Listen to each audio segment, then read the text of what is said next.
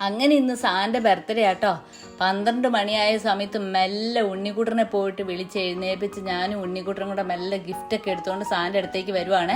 സാണി നല്ല ഉറക്കാട്ടോ. പെട്ടെന്ന് സാനെ വിളിച്ച് എഴുന്നേച്ചപ്പോൾ സാ ഞെട്ടിപ്പോയിട്ടോ. കള്ളം വന്ന് വീട്ടിൽ കയറുകയെന്ന് ഓർത്തിട്ട് സാക്കൊന്നും തിരിയുന്നുണ്ടായിരുന്നില്ലേ. ഞങ്ങൾ ബർത്ത്ഡേ ഒക്കെ പറഞ്ഞിട്ടും പാട്ട് പാടിയിട്ടൊന്നൊക്കെ സാ എന്തോ വിചാരിച്ചുകൊണ്ടിരിക്കുന്ന പോലെ ആട്ടോ.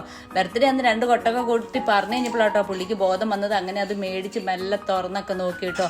പക്ഷെ ആ ഉറക്കത്തിൻ്റെ ഇതിൽ പുള്ളിക്ക് അങ്ങ് എൻജോയ് ചെയ്യാൻ പറ്റുന്നുണ്ടായിരുന്നില്ല. നേരത്തെ കിടന്നേ. അല്ലെങ്കിൽ സാധാരണ 11:30-12 മണിക്ക് കേട്ടോ കിടപ്പ്. ഇന്നലെയാണെങ്കിൽ നേരത്തെ കിടക്കുകയും ചെയ്തു കേട്ടോ. അങ്ങനെ അത് മെല്ലെ അഴിച്ചെടുത്ത് നോക്കി കഴിഞ്ഞിട്ട് സന്തോഷത്തോടെ ഞങ്ങൾക്ക് 2 പേർക്കും ഓരോ ഉമ്മയൊക്കെ തന്നു കേട്ടോ. ഓ ഇത് എപ്പോഴാണ് മേടിച്ചേ, എനിക്ക് സംശയം ഉണ്ടായിരുന്നു. ഉണ്ണിക്കുട്ടൻ ഇന്നലെ പോയത് ഇത് മേടിക്കാനാണോ, എൻ്റെ ബർത്ത്ഡേ എനിക്ക് ഓർമ്മയൊക്കെ വന്നു എന്നൊക്കെ പറഞ്ഞിട്ട് എന്തൊക്കെയോ പറയുന്നുണ്ടായിരുന്നേ. നിങ്ങൾക്ക് ഞങ്ങൾ സാക്ക് കൊടുത്ത ഈ ഗിഫ്റ്റ് ഇഷ്ടപ്പെട്ടെങ്കിൽ ഒന്ന് കമൻറ്റ് ചെയ്യണം കേട്ടോ. അങ്ങനെ ഞങ്ങൾക്ക് 2 പേർക്കും ഓരോ ഉമ്മയൊക്കെ തന്നു കേട്ടോ.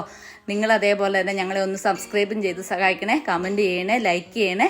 ഈ ഒരു ഗിഫ്റ്റ് ഇഷ്ടമായിട്ടുണ്ടെങ്കിൽ ഇഷ്ടപ്പെട്ടവരെല്ലാവരും ഒന്ന് കമൻറ്റ് ചെയ്ത് അറിയിക്കുകയും ചെയ്യണം കേട്ടോ. നിങ്ങളുടെ ഓരോരുത്തരുടെയും ബർത്ത്ഡേക്കും ഞങ്ങൾ ഇതേപോലെ തന്നെ വിഷ് ചെയ്യുന്നതായിരിക്കുമേ.